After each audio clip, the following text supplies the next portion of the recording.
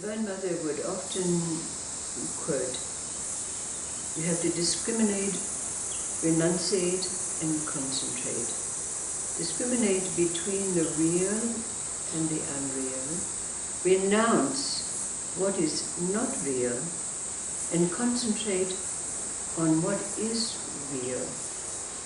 This saying is very relevant for us when we're attempting to answer the question, where are we? What is this place? When we're no longer bound in the three levels of mind, nor have any place for the mind to rest, no roost on which to allow it to settle. And there's a simple old story that's been told before, but it perhaps in this context will allow us to throw some light, or at least illuminate where we're at, so that we can perhaps answer this question. And that's that story about the Indian king Jataka, his name was. And Jataka was a very enlightened monarch. His kingdom was flourishing, it was very rich, and besides that, King Jataka, as well as taking care of all of these earthly responsibilities, he adhered assiduously to the laws of yoga, the yogic laws. Now it so happened that King Jataka had 4 daughters, and he married his daughters off to very rich princes of other kingdoms. And one of his daughters married a far-off prince, and one day it was decided that the princess, her husband, and the brother of the prince would come to visit Jataka's kingdom. Now, the son, the brother, it is, who came to visit Jataka had heard of the elevated state of being of this king, and he was of an ascetic bent. He wanted to be a monk. He wanted to learn the monkly ways. So this is why he came along with his brother and the princess to visit the kingdom of Jataka. Now, to the young man's very great surprise, and his name was called Raman, to Raman's very great surprise, when he came to Jataka's kingdom, he found this great opulence. The regalias, the pomp, the ceremony, the riches that adorned the palace were just really amazing. And at first he was a little disappointed, because here was King Jataka in his kingly robes, looking munificent, and he started to have doubts about the credibility of this great being. Now, over the following days, the princess, her husband, and Raman were regaled, entertained in the most wonderful way. The dancing girls, musicians, feasting and feting was just the order of the day. Every day was filled with the occupations of being entertained. Well, Raman got caught up in this, but his heart became heavier and heavier, because it was beyond his understanding. How could this king live in such opulence and still be the saintly soul that he'd heard of? Now, of course, King Jataka, being the enlightened soul that he was very, very aware of what was going on with Raman. So one day he approached the young man and he said, "Would you like to see my palace?" Now Raman had already been to all the nooks and crannies of this great edifice, but to be polite, he said to the king, "No." So the king said, "Let me take you on a tour of my palace." But then he handed Raman a bowl, and the bowl was filled with coconut oil. And he said to Raman, please take care of this bowl filled with oil, and make sure that you do not spill even one drop. Now with that, King Jataka proceeded to lead Raman, the young man, through the magnificence of his palace. They passed through the kitchen area, and there in the kitchen were the wonderful smells of the dal cooking, the cumin and the coriander, the roast meats. Then they passed through the corridors, and as they were walking along the corridors, a troop of dancing girls came past, their bangles jangling, their silken saris fluttering out beside them. And so it went on from room to room to room, until at the end, King Jataka said to Raman, "Well, what do you think of my palace?" And Raman said, "To be totally honest with you, monarch, I didn't notice anything. I was so busy taking care not to spill a drop of this oil that I was unaware of anything that was happening around me." "Ah," said King Jataka, "this is the way it is with me. This bowl is my life. It is filled with the oil of divine love given to me by the Lord. I have to take care every moment that I do not spill one drop."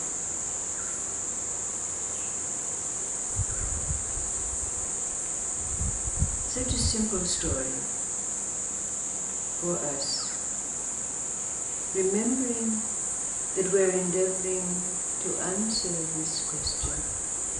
Where are we? What is it that we do in this place where the mind has nowhere to rest? And it seems a strange story when we look at it.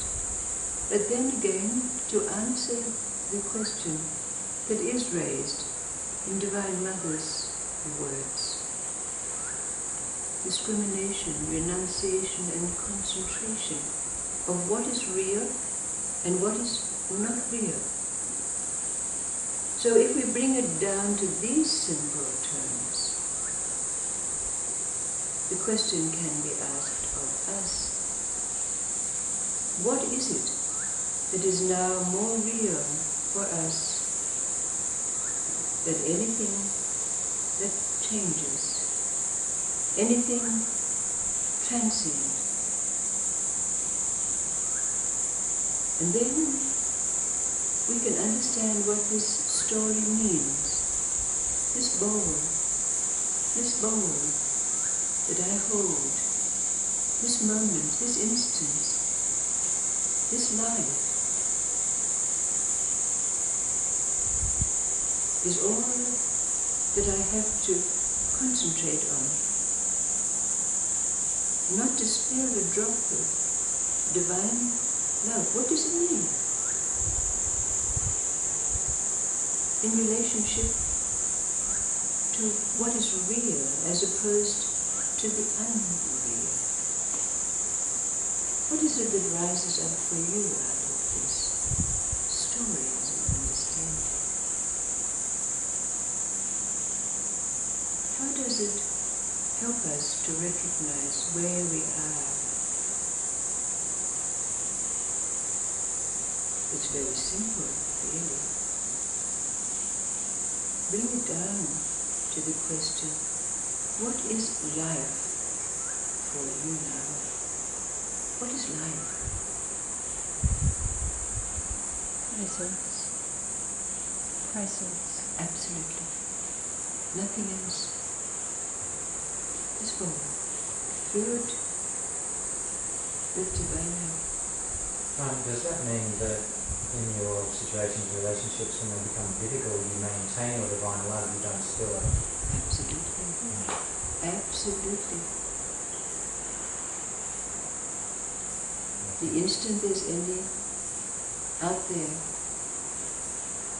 you're in the toing and froing. You're in that level of action and reaction. Isn't it so? You're buying into that other person's reality, making it real. What does it mean though? Concentration on not spilling a drop of this divine love. What could that mean metaphorically for us? Is it to be kept for ourselves? No. It doesn't mean this at all. It's bringing it down to the simple question of what is this life? And in a word, it's presence. Isn't that presence our Lord?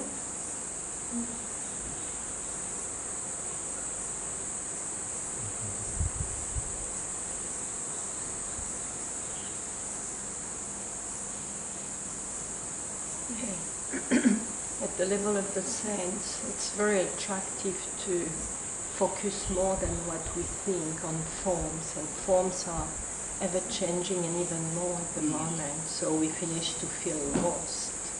But in fact, if we relate to the presence, it doesn't matter. It's out of the cycle. Yes. Be here now. Be here now. Yes.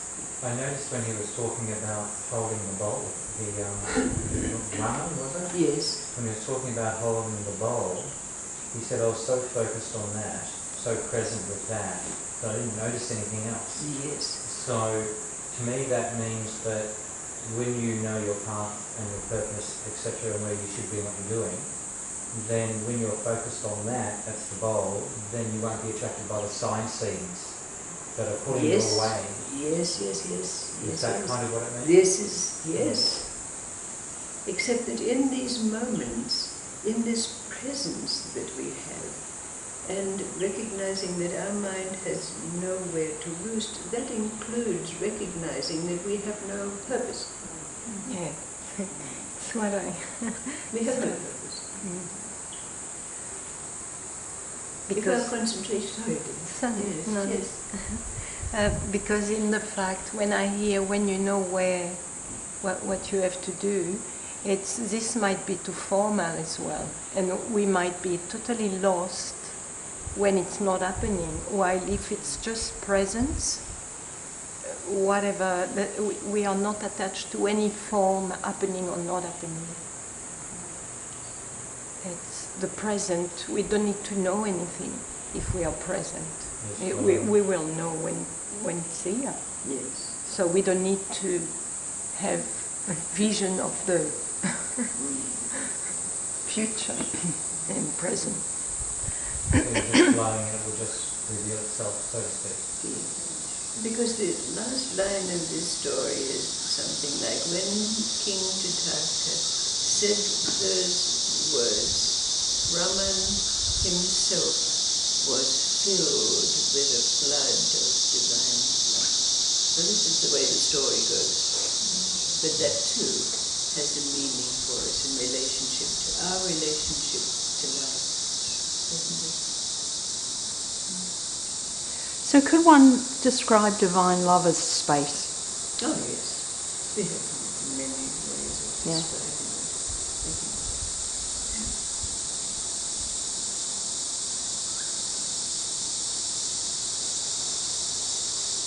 It's so turning inside out from the Western way of thinking and the Western New Age way of thinking. If I sit on my bum and say 100 times that I am going to have a house on the hill, that's where I'm going, that's where I'm doing, this is my goal and all these sorts of things, and it's just so not that.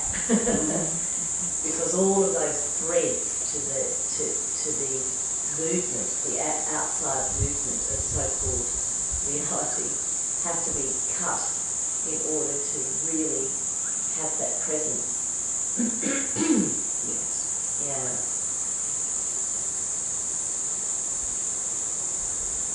So coming back to Divine Mother saying, discrimination between the real and the unreal, renouncing what is not real, concentration on what is real. And this story, how metaphorically does it fit with this bowl and the trappings of opulence that the king had and all the seductions, the dancing girls and feasting and so forth. So if we want to know what it is that's real, which Jataka describes as life. This is life. So you can say, in parallel terms, that's what we would call real. But to look at this, we can ask ourselves then, what is this life? All right, for the moment, we've called it presence. But in the scheme of things, that's not enough to answer our question. Because to our mind, just to say that presence is the only thing that's real is not going to be acceptable to it. Don't you agree with me? Mm-hmm. Presence is not going to be acceptable to the mind as that which is the only thing that is real. And this saying of Divine Mother is bringing it down to that level. Discrimination between the real and the unreal. So what does this bowl represent? Because it's nice talking about it, but when you're actually in practical reality of going to work and trying to apply that to work in a work situation, that becomes a different matter. A different matter altogether. And the question is how to do that in your workplace, how to do that in your everyday life. Yes. Because it's easy to smile right now, but then you get into the workplace, you get affected by the atmosphere, you get affected by the attitudes, the expectations on you, etc., etc. So to maintain reality and being present in that situation takes a lot of effort. Yes, it does. So we have to know the right effort to make though. Yes. And therefore we have to know what it is that is real. Yeah. Ironically, it does take a lot of effort, but you end up conserving your energy and putting it in the right place, although it does take a lot of effort to stay focused. Paradox there, I think. Yeah. That's the bowl, isn't it? That's the goal.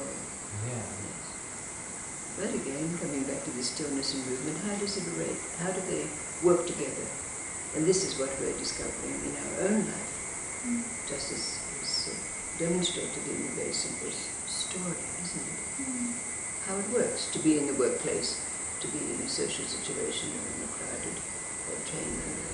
Before, our mind would have a roost to rest on, it's all God, you're feeling oneness, or you're sending out love, or you're putting white light around you. I mean, there are those levels that we've been through. But how does it work now? How does it work now for us? So it brings us back down. And this is what we're exploring. Would it be coming and going? Because it's like, what I find is that when I'm in action, I'll come into action. Yes. And when I finish the task, I'll remove myself from it and get back to essence. And then go into another action and remove myself. And I find by trying to do that at least actually, because if I go into action to stay in action the whole time, I'll lose awareness. If I come and go, then I can at least try and maintain it. All right, but that's coming back to being like the wave and the particle. The wave is the movement and the particle is the particle. But you have this phenomena of the scientist looking in the microscope at the atom, and he's attempting to maintain it as a particle or maintain it as a wave. And in the process he loses himself. Yes. And we know that it's neither a particle nor a wave. So what happens when he loses himself? There's no longer any stillness and any movement. And this is the question that's been asked. What happens when stillness and movement collide and meet? Where are we? What happens? We're in an automatic vehicle rather than a manual. I find I don't have to put my foot on the clutch and change gear. I can't accidentally hit reverse. I can't do anything wrong as such because I'm in an automatic. Yes. It just does it. Yeah. If you're in a manual, you have to know which gear you're in. And put your foot on the clutch and all that stuff that goes on. Now just But we are exploring this, and of course, as you know, there are many more stories, and that this link that's been opened continues for us, maybe with a little hiatus for the next few weeks. We're not here, so there will be a